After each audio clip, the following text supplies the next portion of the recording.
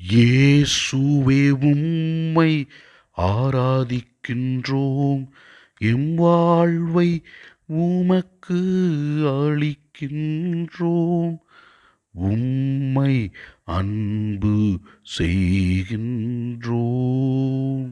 இயேசுவே ஆண்டவரே, நாங்கள் நன்மை செய்து நல்வாழ்க்கை வாழ வேண்டும் என்று எங்களுக்கு தேவையான அனைத்து ஆசீர்வாதங்களையும் நாள்தோறும் கொடுத்து கொண்டிருப்பவரே, நீர் கொடுக்கின்ற எல்லா ஆசீர்வாதங்களுக்கும் நீர் எங்களை உமது அருள் பிரசன்னத்தினால் வழிநடத்துவதற்கும் நன்றி சொல்லி உம்மை ஆராதிக்கின்றோம்.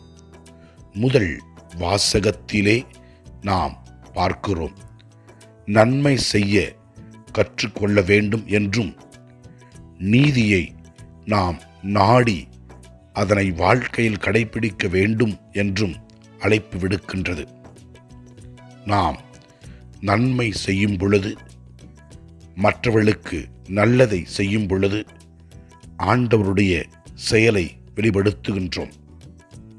ஆண்டவருக்காக நாம் வாழ்கிறோம் என்பதை மற்றவர்களுக்கு வெளிப்படுத்துகின்றோம். அதனால் ஆண்டவர் மகிழ்ச்சி கொள்வார்.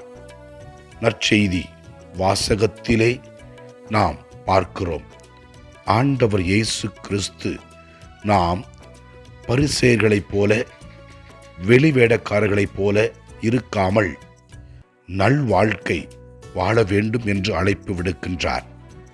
சில பரிசேயர்களும் வெளிவேடக்காரர்களும் செயல்களை மற்றவர்கள் பார்க்க வேண்டும் என்று தற்பெருமைக்காக செய்தார்கள்.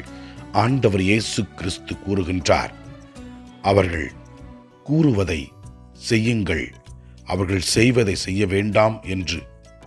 மேலும் ஆண்டவர் இயேசு கிறிஸ்து இவ்வாறு கூறுகிறார், உங்களுள் பெரியவராய் இருக்க விரும்புகிறவர் தொண்டராய் இருக்கட்டும். தம்மை தாமே உயர்த்துகிறவர் எவரும் தாழ்த்தப் பெறுவர், தம்மை தாமே தாழ்த்துகிறவர் உயர்த்த பெறுவர் என்று கூறுகிறார். எனவே இதனை உணர்ந்து நல்வாழ்க்கை வாழ்வோம். ஆண்டவர் நம்மை நிறைவாக ஆசீர்வதிப்பார். எல்லாம் அல்ல இறைவன், தந்தை, மகன், தூய ஆவியார் நம் ஒவ்வொருவரையும் ஆசீர்வதிப்பாராக. இயேசுவுக்கு புகழ். மரியே வாழ்க. ஆமென்.